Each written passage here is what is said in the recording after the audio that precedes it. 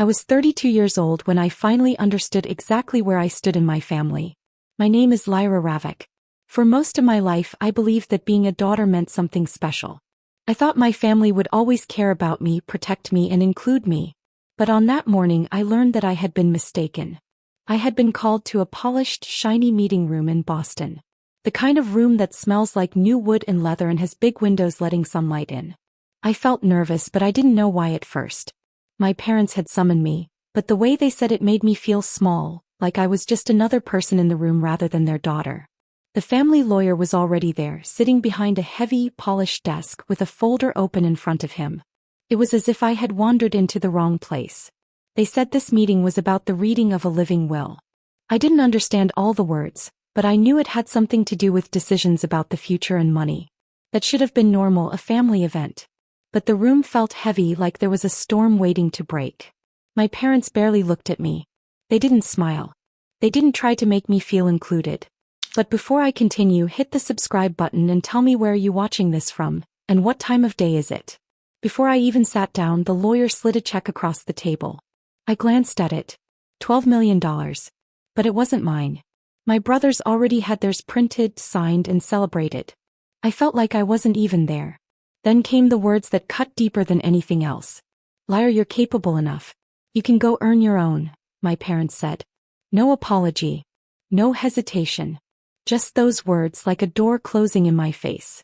They spoke to me as if I were some distant relative who had wandered into the wrong room. I didn't cry. I didn't shout. I didn't even feel the usual sting of humiliation. Instead, I felt something cold and steady inside me, like a stone had settled in my chest. I simply watched them, my own family, push me aside with the quiet confidence of people who believed they could control everything. Then the lawyer mentioned something that made me pause. A small, sealed envelope. It was addressed only to me. Handwritten. From someone I had always remembered but rarely seen. My grandmother. I didn't open it there in the office. I slipped it into my coat pocket and walked out without saying a word. I didn't know what was inside, but something in my chest told me it wasn't meant to be shared with the people who had just chosen to cut me out. Whatever it was, it would change everything. The moment I was alone, I finally held the envelope with both hands. It felt impossibly light for something that had been kept from me for years. My grandmother had written it, knowing exactly when I would find it. I didn't sit down. I didn't take a single breath. I tore the seal carefully, almost reverently, as though she were standing beside me watching. Her handwriting covered the first page. It was steady and clear. She had written each letter carefully, as if time was running out, yet she wasn't rushing. I could almost hear her voice in the curves of the letters. Firm. Never sentimental unless it mattered. She addressed me by name.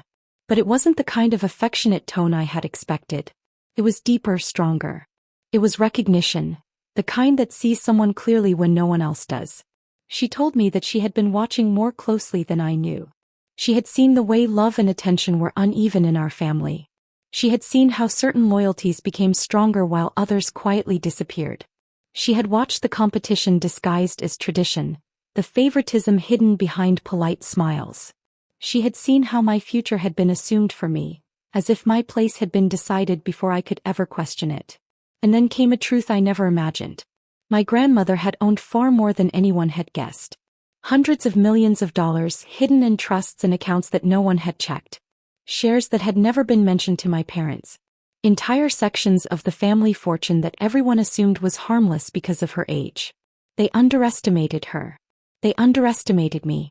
She had left everything to me. Not a small gift. Not a polite portion. Everything.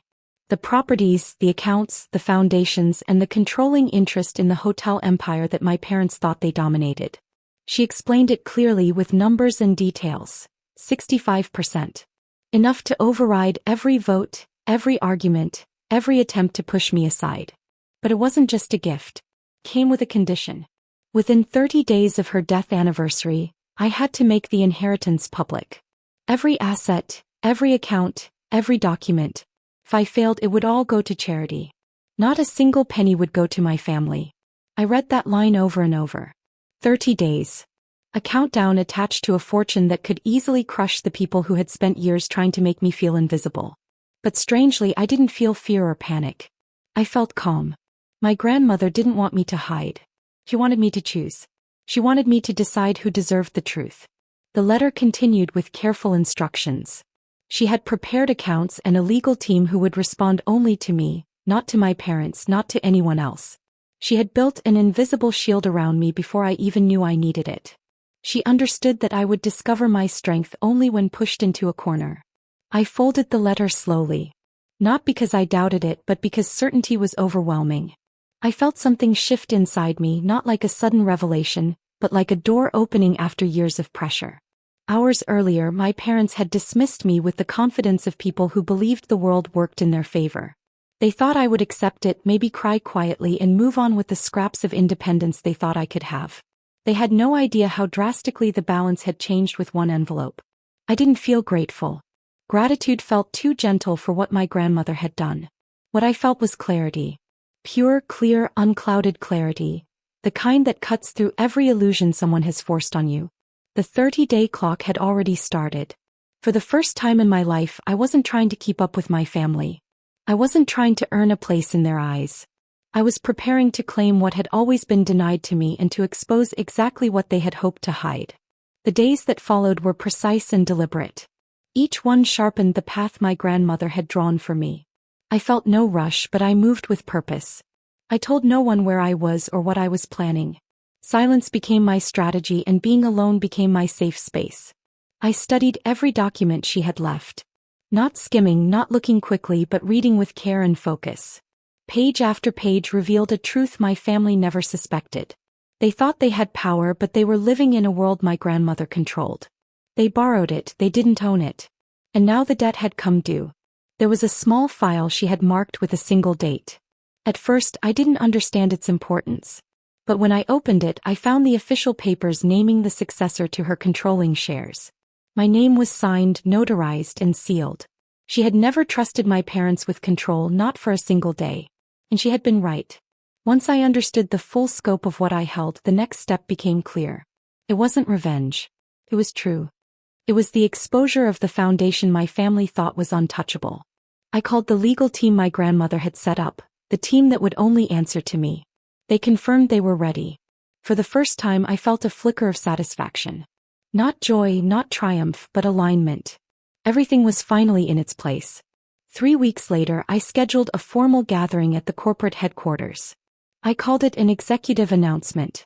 I wanted my family, department heads, board officers, everyone who had ever ignored me or underestimated me to be there. I wanted them to see the change. On the morning of the meeting, I dressed with purpose. Not fancy but precise. Red, sharp, unyielding. I didn't care if they understood the symbolism. I only cared that they could not ignore me. The hall outside the boardroom was buzzing. People whispered as I walked through. Their eyes darted toward me, startled, like they were seeing a storm they hadn't prepared for. I felt none of their urgency or fear. I walked through with ease as if the space had always belonged to me. Inside the boardroom, I placed the documents on the table with care. I didn't need to speak. I didn't need to justify my presence. I simply waited as the room filled. My parents. My brother. The professionals who had once thought I was unimportant. Their faces changed from curiosity to confusion, then to unease. I opened the portfolio my grandmother had prepared. Inside were the original papers naming me controlling shareholder and chair of the board. Signed, notarized, irrefutable. I didn't announce it. I let the documents speak for themselves. The shift in the room was immediate. They had expected silence from me. They had expected compliance. They had never expected authority. I didn't stay long. I left the boardroom, letting the weight of the papers speak in my absence. I didn't look back. Walking down the quiet corridor, I felt certainty settle deeper inside me. The moment they tried to erase me, they sealed their own fate. My grandmother had trusted me with the ending of a story they had written without my consent. I was ready to finish it. The news of my appointment spread faster than footsteps. I didn't need to watch their reactions. Shock mixed with the dawning realization that every assumption they had made about me had collapsed. I felt the shift not as triumph, but as a realignment, like the world had rotated a few degrees and finally landed where it should have been. The next day, I returned to headquarters with stillness in my steps. The documents my grandmother left contained more than authority. They held records of financial mistakes and misuses. Money had been diverted to secret accounts. Projects had been made to exist only on paper. They had thought no one would notice. Now all of it was in my hands. Each page is a quiet proof of their entitlement and dishonesty. Instead of anger, I felt clarity. Cold, unwavering, and steady. I was no longer a daughter trying to please. I was a woman holding the truth. I was ready to step into the world with full control of what had always been mine. For the first time in my life, I didn't need anyone's approval. I didn't need to beg for love or attention. My grandmother had trusted me to see the truth and use it wisely. And I intended to do exactly that. By the afternoon I was ready. I had been thinking about this day for a long time, and now it had finally arrived. I set up a very important leadership meeting. It wasn't just any meeting. Everyone had to be there. No one could skip it. No one could change the time. I wanted everyone to understand that this was serious. I chose the big boardroom with the tall, shiny glass walls. You could see yourself in every reflection. It wasn't just pretty. The glass reminded everyone that nothing could be hidden. Everything would be seen. I arrived early. I wanted the room to be perfect before anyone else came in. I carefully placed every paper in the right spot. Each paper told the truth. Each paper was important. I spread them across the big, polished table, making sure they were easy to see. I wanted to show everyone the story of what had really happened, piece by piece, in a way that no one could argue with. The executives arrived first. They were the people who usually made important decisions in the company. They walked in quietly, but I could see it in their faces. They were nervous. They tried to look confident, but their eyes were worried. They were trying to understand something that was bigger than them, and they were moving faster than their minds could catch up. Then the board members arrived. They whispered to each other and looked around the room. You could see the confusion on their faces. Their bodies were stiff, like they were trying to hide how unsure they felt. I stood at the head of the table. Not because it was a special spot, not because I liked standing there, but because my grandmother had always planned for me to be there one day. They never thought this day would come. Finally, my family entered. When they came in, the air in the room changed. It wasn't because they were the leaders or because they had power. It was because they thought they knew everything.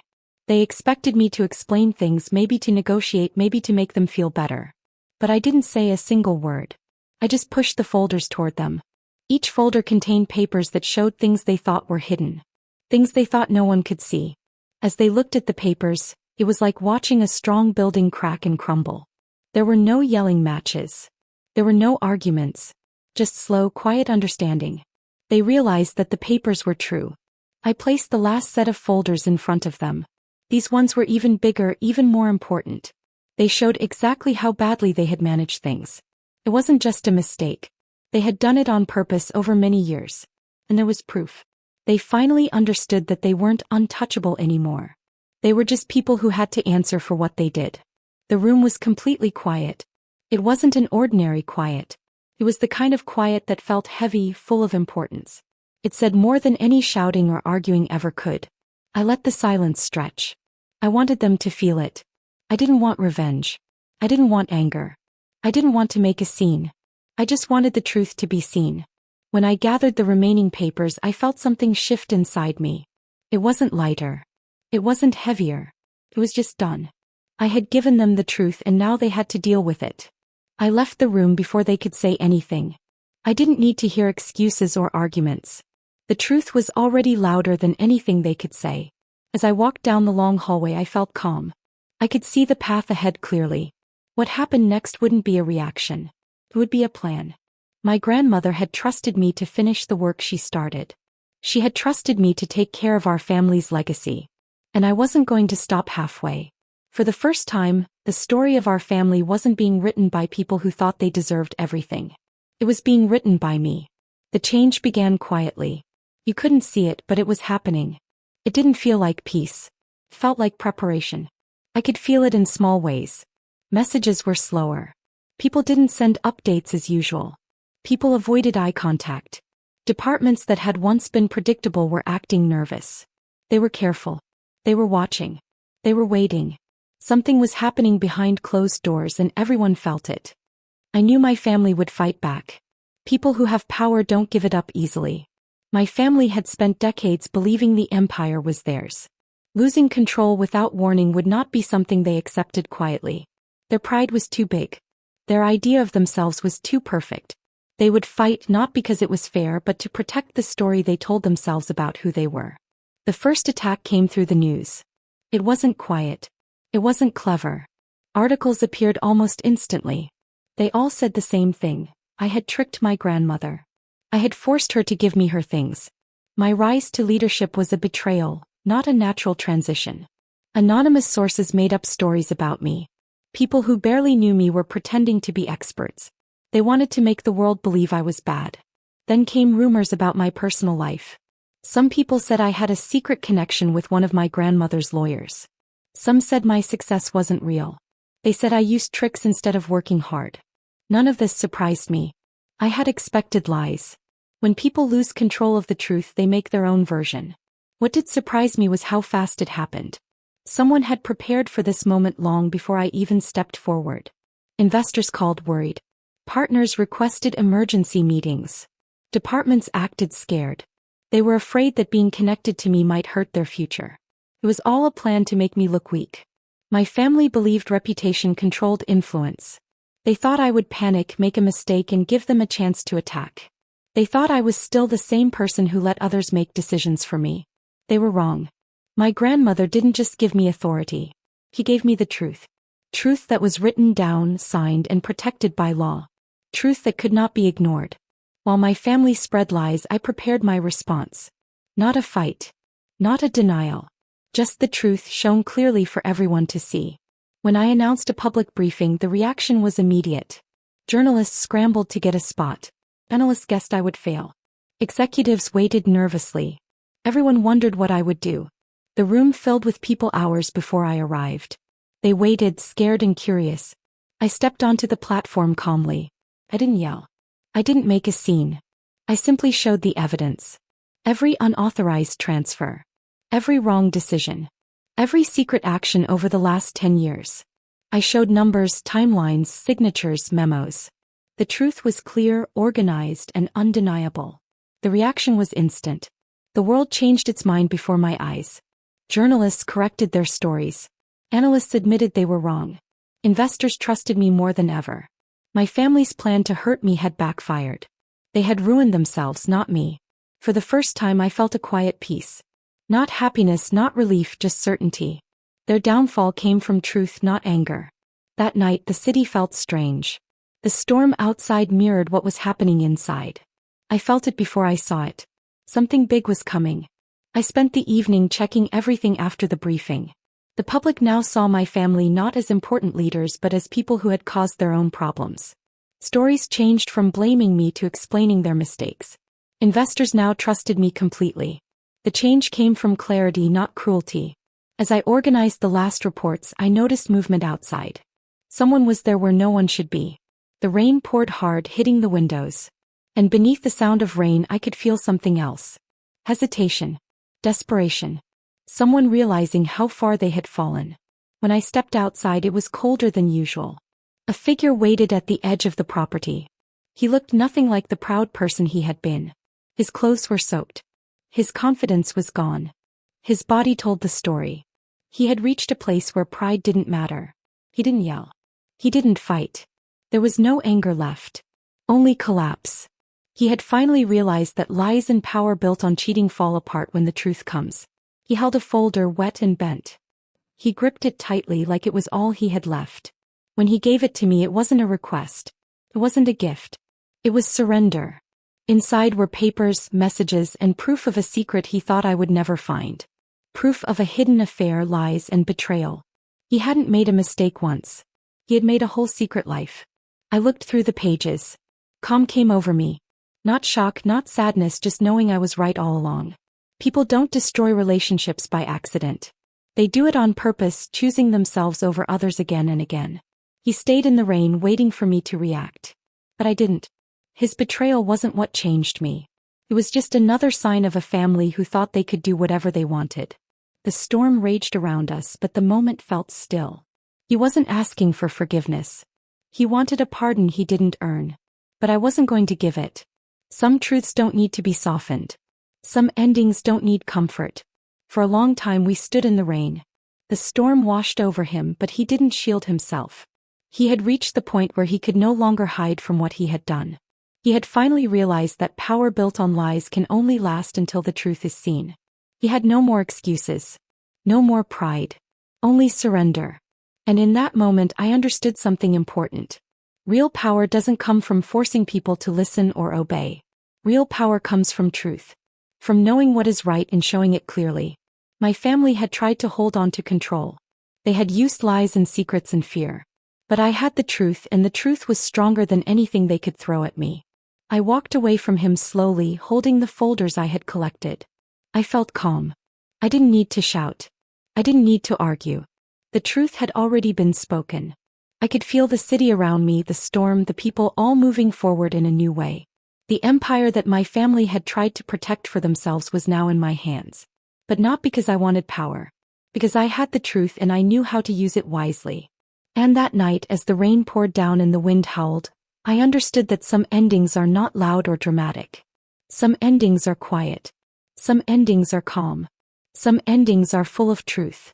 As I closed the folder, I understood something very clearly for the first time. His problems were not my fault. They happened because he had spent so many years thinking the world would never make him face the truth. I left him standing in the rain not because I was mean, but because I knew it wasn't my job to fix him. I wasn't his safe place. I wasn't the one who could solve everything for him. I was done carrying problems that were never mine. I had learned that sometimes people need to face the consequences of their own choices, even if it hurts to watch. I had tried for so long to carry the weight of other people's mistakes, and I realized finally that it only made me weaker, not stronger. The year that followed went by in a way that felt almost like it was written before it happened. Each month seemed to happen exactly how it was supposed to. My grandmother's business, which had been shaky for a little while, not only got better under my care, it grew and grew. The resorts became bigger and more popular faster than anyone had expected. People started noticing the changes. The company became sharper, smarter, and stronger. People began to trust my decisions not because they had to, but because they worked. It felt amazing to see something that used to feel like it was just inherited now feel like it belonged to me. I had built it with my own hands. I had shaped it, changed it, and made it mine instead of letting old family habits run the show. But even as everything was getting better, the past didn't disappear. It didn't just go away. Instead, it made its echoes louder. I spent a lot of time trying to stay away from anything that reminded me of the chaos before. I wasn't scared. I didn't run because I was afraid. I did it because I had to. The business needed clear rules, clear plans, and clear morals. I wouldn't let anyone from my old life make it messy again. People watched the changes. Sometimes they admired what I had done and sometimes they were suspicious. I didn't try to explain myself. Mystery worked better than words ever could. My family, scattered by the choices they had made, disappeared from the news, but people still whispered about them. Failed businesses, court cases, broken friendships. Rumors flew through the industry like wind through the trees. I didn't try to find out all the details. Their failures were theirs alone. My job has always been to show the truth, not to punish people. I had learned that punishing others never felt right, but showing the truth always did. Still, I could feel Kalen slipping long before anyone else noticed. There was a quiet heaviness around him. The kind that happens when a person loses not just power but who they are. I didn't go check on him. I didn't try to fix him. I had learned the hard way that being responsible for someone is not the same as feeling guilty. Responsibility and guilt are different things, and I had finally learned that lesson. One afternoon I was on my yacht, floating peacefully near the coast. I gave myself a rare moment to just be still. The water was calm, smooth like glass, and the sky was clear. For the first time in months I let my mind rest. I thought about my grandmother, not the big empire she left behind, but the quiet understanding she had when she looked at me. She had known what I needed before I even knew it myself. She chose me not because of feelings or love, but because she recognized me. She saw me in a way my parents never did. That calm and trust she had given me made me feel strong. It reminded me that I had been ready for this moment long before I realized it. Then suddenly my phone vibrated. A notification. At first I thought it was just another article about the company's profits or the resort's growth, but the headline stopped me completely. Kalen was gone. My breath caught. I didn't feel shocked. I didn't feel afraid. I just felt the heavy weight of something inevitable finally arriving. The news explained slowly what had happened. There was a letter he had written, not to make himself look better, but to finally face the mistakes he had made. His words spread across the internet, showing the choices he had tried to escape and the consequences he could no longer avoid. My name was mentioned in the letter, but not as someone he hated.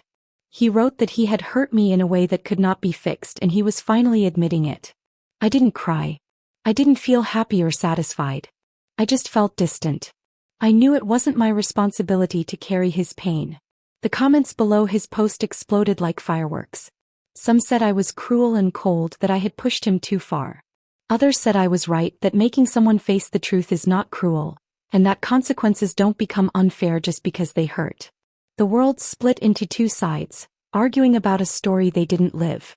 I put the phone down and let the voices continue without me. Pain, regret, failure. It didn't change the past. It didn't erase the choices he had made long before I stepped into the role my grandmother had carved out for me. I stared at the horizon as the sun went down.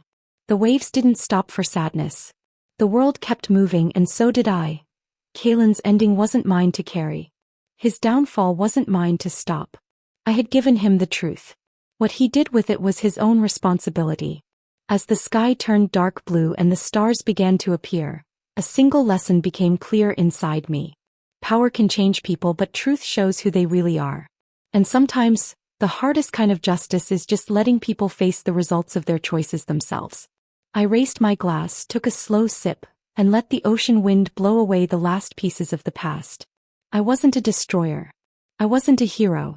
I was someone who finally chose herself. I thought about all the little moments that led me here. Every choice, every careful step I had made, every time I had decided to stay true to what I believed was right instead of giving in to fear or pressure.